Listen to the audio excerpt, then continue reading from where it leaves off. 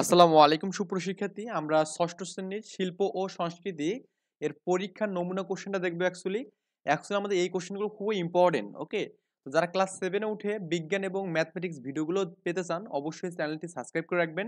যাতে করে আমরা জানুয়ারি মাস থেকে সবাই মিলে একসাথে কিন্তু বইগুলো শেষ করতে পারবো, ওকে? আচ্ছা। তো আমরা অনেকে কিন্তু জানি না যে শিল্প এবং সংস্কৃতি বিষয়ে আমাদের পরীক্ষায় কোশ্চেনগুলো কিভাবে হবে। আমি সবগুলো একটা ভিডিওর মধ্যে বুঝে দেবো এখানে ইনশাআল্লাহ। এখানে আমাদের ক বিভাগ আছে এখানে। এই ক বিভাগে কি আছে এখানে? এক কথায় উত্তর দেওয়া আছে। ওকে? অতি সংক্ষিপ্ত প্রশ্ন। তো ১৫ টা থাকবে, ১৫ টায় ১৫ মার্ক। তো আমাদের এখানে দেখুন ১৫ টা কোশ্চেন দেওয়া আছে। ক নম্বর জাতীয় স্মৃতিসৌধ স্থাপনের নাম কি এখানে? আমার ভাই রক্তে রাঙানো গানটির রচয়িতা কে?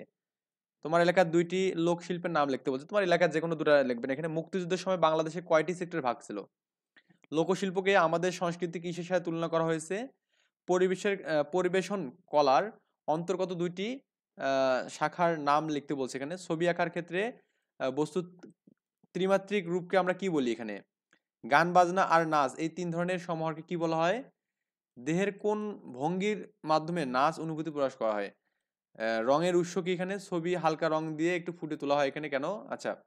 বস্তুর পৃষ্ঠকে আমরা গুণমানে কি বলি এখানে? পরিবারে আমাদের আত্মীয় মানে আত্মার আত্মীয় কারা?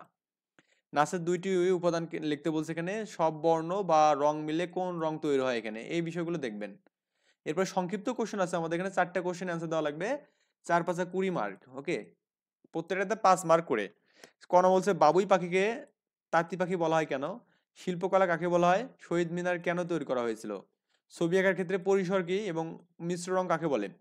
এই কোশ্চেনগুলো অবশ্যই আপনি এখানে বই থেকে সুন্দর করে খুঁজে খুঁজে বের করে করে অ্যান্সারগুলো করবেন। ওকে? আচ্ছা। এরপর আমাদের এখানে আছে একটা কোশ্চেন আছে এখানে একটা ছবি দেখতে হবে এখানে। এই ছবিটা দেখার পর আপনার এই ছবিটা দেখে আপনার ক্রিয়েটিভিটি, হ্যাঁ?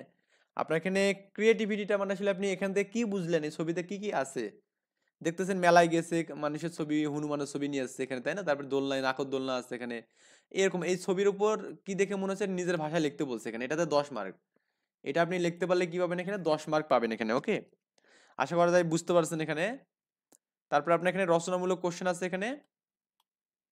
তো এই ২ টা কোশ্চেন আনসার দেওয়া লাগবে এখানে। যেকোনো ২ টা দিতে হবে এখানে। ক নম্বর হচ্ছে স্মৃতিসৌধের ৭ টি স্তম্ভ স্বাধীনতা সংগ্রামের কোন পর্যায়কে নির্দেশ করে সেটা বর্ণনা করতে বলছে। শিল্পকলা বলতে আমরা কি বুঝি বা বুঝো? শিল্পকলার শাখাগুলোকে কেন হর হরেক রকমের পাখির সঙ্গে তুলনা করা হয়েছে এখানে। ছবি আঁকার ক্ষেত্রে মূল উপাদান কি কি এখানে? এটা ইম্পর্টেন্ট কোশ্চেন। যেকোনো ২ টি উপাদান সম্পর্কে আলোচনা করতে বলছে। বর্ষাকালে প্রকৃতিতে কি কি পরিবর্তন তুমি লক্ষ্য করছো? ১০ টি বাক্য লিখতে বলছে এখানে। তো এই কোশ্চেনগুলো দিলেই কিন্তু হবে এখানে অ্যান্সার। ওকে? আচ্ছা। আই থিংক আমরা বুঝতে পারছি এই বিষয়গুলো এখানে। এই ছিল আমাদের বিষয়াদি।